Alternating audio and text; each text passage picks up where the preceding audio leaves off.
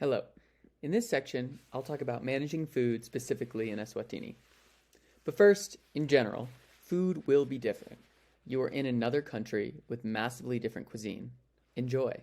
See the Bolivia and Eswatini cultural guides for more extensive information about local food and cultural practices related to food.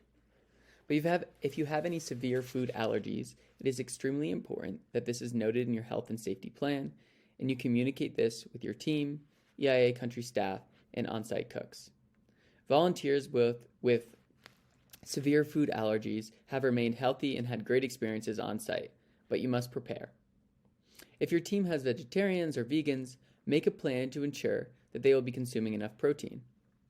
Do not expect your cook to know how to accommodate non-standard dietary needs.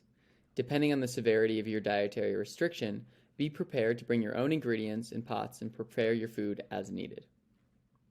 Now, for specifically for food at the homestead where you'll be staying will arrange for someone to cook for your team and the EIA Mason team.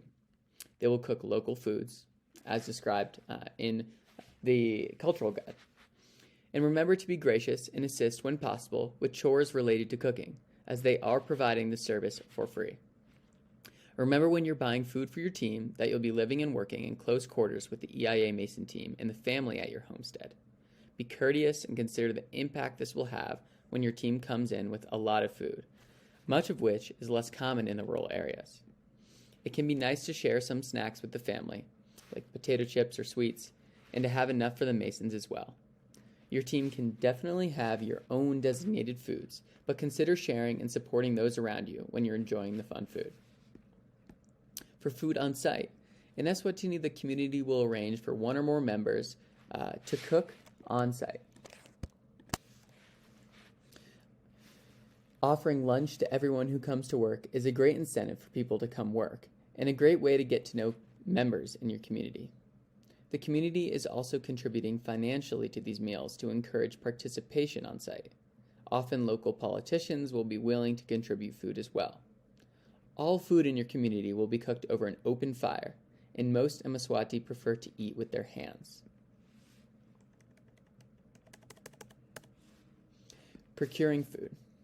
You will be responsible for buying and bringing food to site, but the in-country staff will advise you on how to do this and assist with your first grocery run when possible.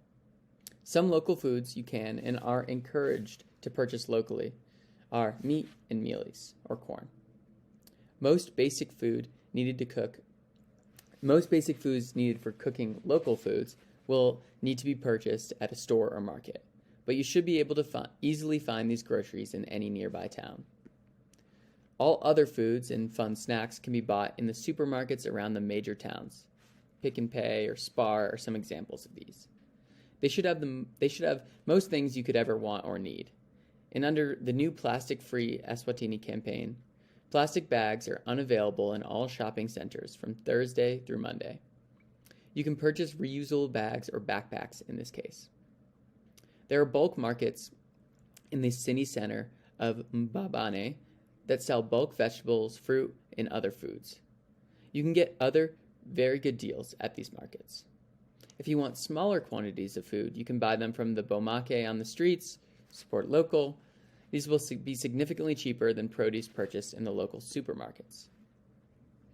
We also recommend your team buy things like peanut butter in town to supplement your protein or protein powder, which can be found in South Africa or at the ShopRite located in the Gables in Eswatini.